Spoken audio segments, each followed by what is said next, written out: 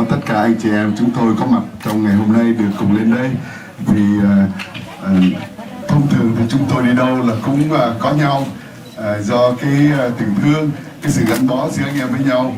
Và đặc biệt trong ngày hôm nay thì chúng tôi đi lên tiếng cho nhân quyền, cho tự do, cho no ấm của đồng bào mình, cho nên cái sự liên kết của chúng tôi nó càng quan trọng hơn. Vì vậy mà chúng tôi đến đây có cùng cái nói chuyện với nhau.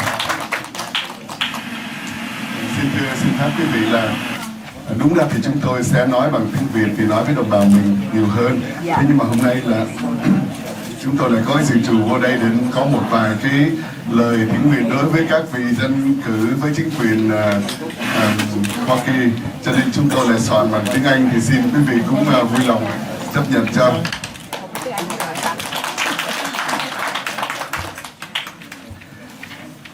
Distinguished dignitaries, honored guests, dearest friends and members of the Vietnamese communities across America, Australia, Canada, and the whole world. On behalf of the Vietnamese, of the Committee to Support Vietnam's Human Rights and Democracy and Vietnamese Canadian Association from Toronto and vicinities, we would like to thank the organizing committee for this opportunity to share our thoughts on this 23rd annual Vietnam's Human Rights Day. Many thoughts and ideas have been expressed. I won't repeat it. I won't repeat them. I would like to just stress the following point.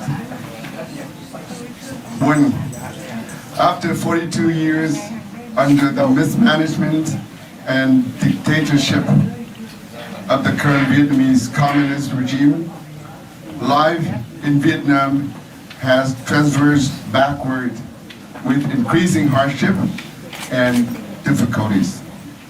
Human rights, democracies, freedom of speech and religion have been trampled and suffocated. In the case of Father William Lee, for instance, Communist Vietnam has maintained its controlling grip.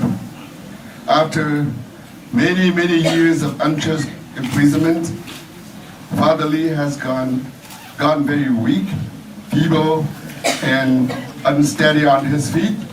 Still, every time Father Lee wishes to step beyond his confined doors for some fresh air, he would be stopped right away, and the secret police would force him to return to his room. Is there anywhere else in this world or on this earth that such an elderly priest would be scrutinized and monitored?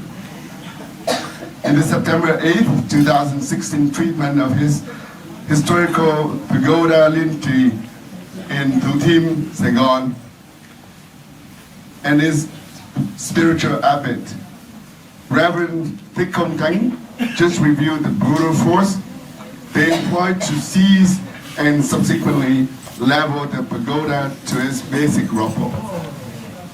In recent fabricated entrapments, one could clearly see the lies against Father Dang Hu Nam and Minh Thu, who have served their prisoners with the utmost loving care and never with any word or ideation of violence.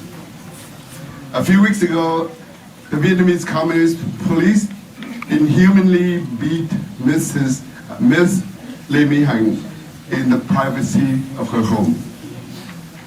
In recent days, the secret police of Vĩnh Long murdered and savagely slit the throat of Mr. Nguyễn Hữu Tấn. Just open your eyes and ears and you will clearly hear the collective voice of the suffering mass demanding the return of their ancestral land, the Nhân Quyền. 2. The U.S. government repeatedly voiced for the restoration of human rights and release of political prisoners. When pressed, the Vietnam Communist regime pretended to strategically release a few of them. But then, once they achieve their purposes and their goal, then the regime then retighten their grip and imprison even more dissidents, at the very least in order to further negotiate with the free world if necessary.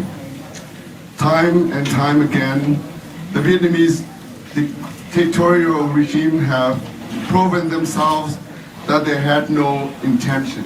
They never have intention to build any better life for their ordinary citizens, especially those with the values for human rights and democracy.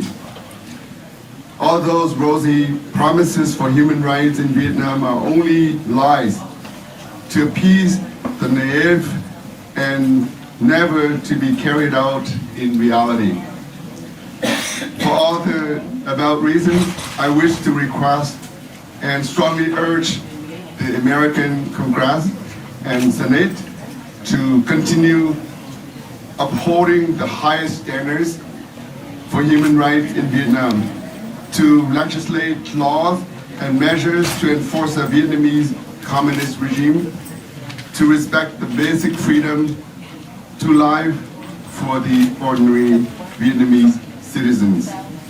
And trước khi dứt lời, nếu ban tổ chức cho phép thì chúng tôi xin được hô một vài cái khẩu hiệu, không biết ban tổ chức có cho phép không? Đấy.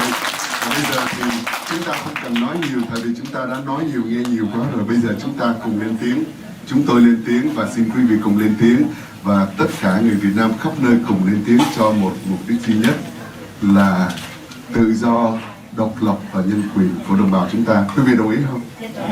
Bây giờ tôi không có nói trước là trả lời sau, quý vị tự trả lời có đúng không nhé. Freedom.